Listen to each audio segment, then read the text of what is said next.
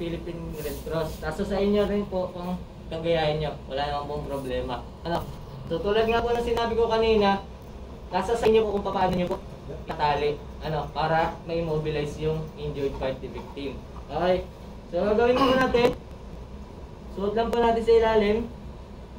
Lagi po. Then, cross. Twist. Don't worry, please. Opo. Then, suot sa tingkabila. Okay. Then, kapag po tayo magtatali o gagawa ng buhol, is never po tayo magtatali sa tapat ng parte ng katawan ni victim. Kasi kapag po dito tayo naggupit, ay naglagay ng buhol, sagabal pa po yun sa paggugupit nila. Mamahari po kasing tamaan nila yung buhol, mahihirapan po silang maggupit. Ano? So, lahat po ng buhol is nasa gilid o nasa tapat ng board. Para wala na pong tamaan yung paggugupit. Gilid. Naipit siya. Laging siya gilid. Okay. Kailangan, malinis. Gupitin niya dulo.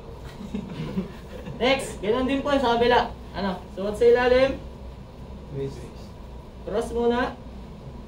Ay, matanggal.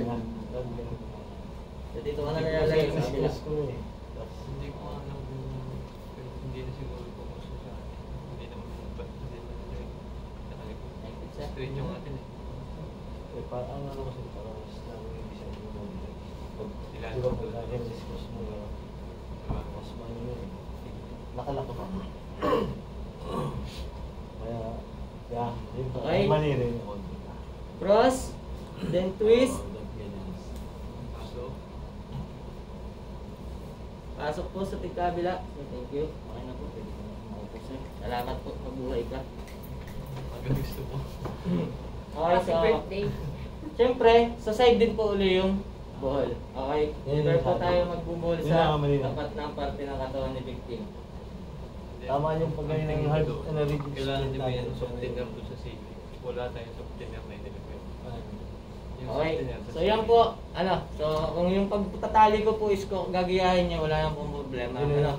Pero kung may alam pa po kayo na mas magandang pagtatali at secured na hindi may gagalaw o may tutuloy the victim, wala pong problema. Ano po? So yung position lang po ng splint ang itinuturo namin. Okay po, malinaw na po sa bed. So kung paano po yung position nito, ganun din po dun sa elbow. Okay, so hindi na po gaganyan. Ano po? So next tayo. So dito na lang. Okay, so tama po. Okay na po yung ginawa nila sir dito. Ano? So naglagay po